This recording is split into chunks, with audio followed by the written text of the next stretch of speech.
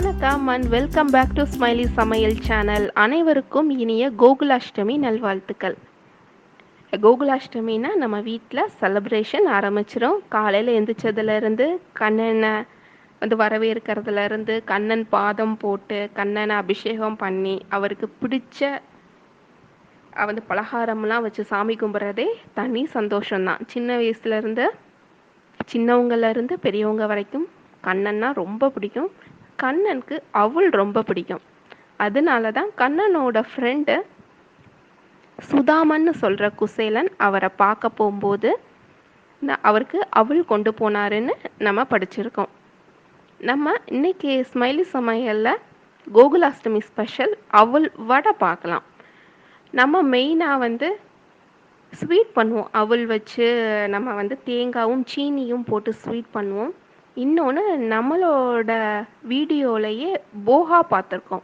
அதாவது மகாராஷ்டிரியன் போகாவும் நீங்கள் பண்ணலாம். அதுவும் நம்ம வீடியோவில் இருக்குது. இன்றைக்கி நம்ம அவள் வச்சு வடை பார்க்கலாம். அதுக்கு இப்போ ஒரு கப் அவள் எடுத்து வச்சுருக்கிறேன். ஒரு கப் அவலை தண்ணி ஊற்றி 15 நிமிஷம் ஊற வச்சுருங்க. ஏன் ஊற வைக்கிறோன்னு கேட்டிங்கன்னா, அவள் சாஃப்டாகணும்.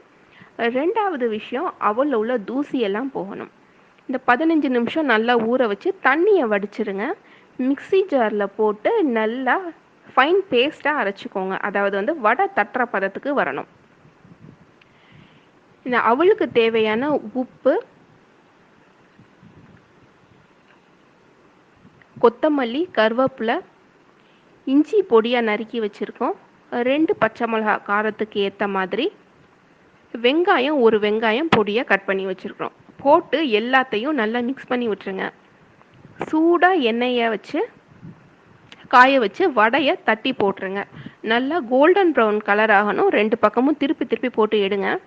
மேலே நல்லா கிறிஸ்பியாகவும் உள்ளக சாஃப்டாக பஞ்சு மாதிரி இருக்கும். இது சின்னவங்கலேருந்து பெரியவங்க வரைக்கும் ரொம்ப பிடிக்கும். இது செய்கிறதுக்கு நீங்கள் மிக்சியில் அரைச்சி எடுத்து வச்சிட்டீங்க அப்படின்னாவே ஒரு 10 நிமிஷத்துக்குள்ளே செஞ்சு முடிச்சிடலாம். கோகுலாஷ்டமிக்கு உங்கள் வீட்லேயும் செஞ்சு பாருங்கள்.